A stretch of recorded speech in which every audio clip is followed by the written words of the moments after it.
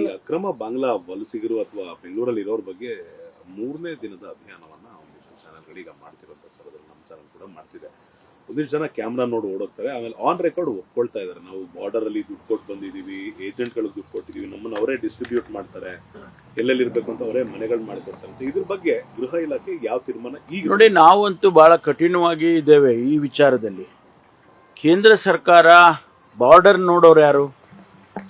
Central government ಬಾರ್ಡರ್ನ BSF border security force ಅಥವಾ ಬೇರೆ ಬೇರೆ ಮಿಲಿಟರಿ ಫೋರ್ಸಸ್ ಎಲ್ಲ ಅವರು ಆ ಬಾರ್ಡರ್ನ ಕಾಯ್ಕೊಳ್ತಾರೆ.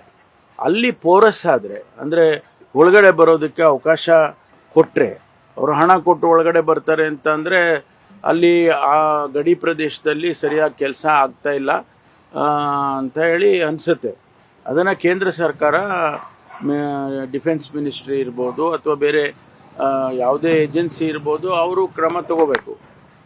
ಅಲ್ಲಿಂದ ಇಲ್ಲಿ ಬಂದ ಮೇಲೆ ಆ ಏಜೆಂಟ್ಗಳು ಉಟ್ಕೊಂಡು ಅವರು ಇಲ್ಲಿ ಇಡೀ ದೇಶದಲ್ಲಿ ಅವ್ರನ್ನ ಎಲ್ಲೆಲ್ಲೇ ಕರ್ಕೊಂಡು ಬಂದು ಕೆಲಸ ಕೊಡಿಸಿ ಆ ರೀತಿ ಎಲ್ಲ ಮಾಡ್ತಾರೆ. ನಮಗೆ ಇಲ್ಲಿ ಗೊತ್ತಾದ ಮೇಲೆ ನಾವು ಅವ್ರನ್ನ ಹಿಡ್ಕೊಂಡು ಡಿಪೋರ್ಟ್ ಮಾಡ್ತೀವಿ. ಈಗಾಗಲೇ ನಿನ್ನೆ ಇಲ್ಲ ಮೊನ್ನೆ ಕೂಡ ಸುಮಾರು ಜನರನ್ನ ನಾವು ಹಿಡಿದಿದ್ದೇವೆ. ಅವರನ್ನು ಈಗ ಡಿಪೋರ್ಟ್ ಮಾಡ್ತಕ್ಕಂಥ ಕೆಲಸ ಮಾಡ್ತೀವಿ. ಇಲ್ಲ, ದಿನನಿತ್ಯ ಪ್ರತಿಯೊಂದು ಪೊಲೀಸ್ ಸ್ಟೇಷನ್ ಲಿಮಿಟ್ನಲ್ಲಿ ನಾನಂತೂ ಸೂಚನೆ ಕೊಟ್ಟಿದ್ದೇನೆ. ಯಾರು ಬಾಂಗ್ಲಾದೇಶಿಗರಿದ್ದಾರೆ, ಯಾರು ಹೊರಗಿಂದ ಫಾರಿನರ್ಸು ಬರ್ತಾರೆ, ಅವರ ಇದನ್ನ ರೆಕಾರ್ಡ್ಸನ್ನು ವೆರಿಫೈ ಮಾಡ್ತಾ ಇರಬೇಕು. ಆಮೇಲೆ ಅವ್ರ ಗಮನಕ್ಕೆ ಯಾರಾದರೂ ಕೂಡ ಅನುಮಾನ ಬಂದರೆ ಅಥವಾ ಗಮನಕ್ಕೆ ಬಂದರೆ ಕ್ರಮ ತಗೋಬೇಕು.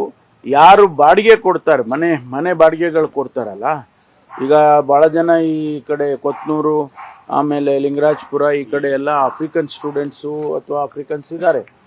ಆ ಬಾಡಿಗೆ ಕೊಡೋವ್ರನ್ನೂ ನಾವು ಮಾನಿಟರ್ ಮಾಡ್ತೀವಿ.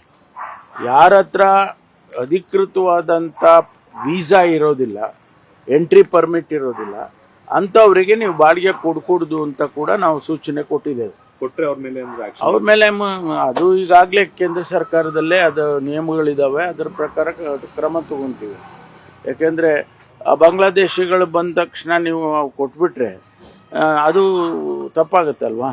ನಿರ್ಭೀತ, ನಿಷ್ಪಕ್ಷಪಾತ, ವಿಶ್ವಾಸಾರ್ಹ ಸುದ್ದಿಗಳಿಗೆ ಮತ್ತೊಂದು ಹೆಸರಾಗಿರುವಂತ News18 ಕನ್ನಡ ಈಗ ಆಪ್ನಲ್ಲೂ ಲಭ್ಯವಿದೆ. ದಯವಿಟ್ಟು ಇಲ್ಲಿರುವಂತ QR ಕೋಡ್ ಸ್ಕ್ಯಾನ್ ಮಾಡಿಕೊಂಡು ಆಪ್ ಡೌನ್ಲೋಡ್ ಮಾಡೋದಕ್ಕೆ ಮರಿಬೇಡಿ. ನಿಮ್ಮ ಬೆಂಬಲ ಹೀಗೆ ಸದಾ ನಮ್ಮೊಂದಿಗಿರಲಿ. ಧನ್ಯವಾದ.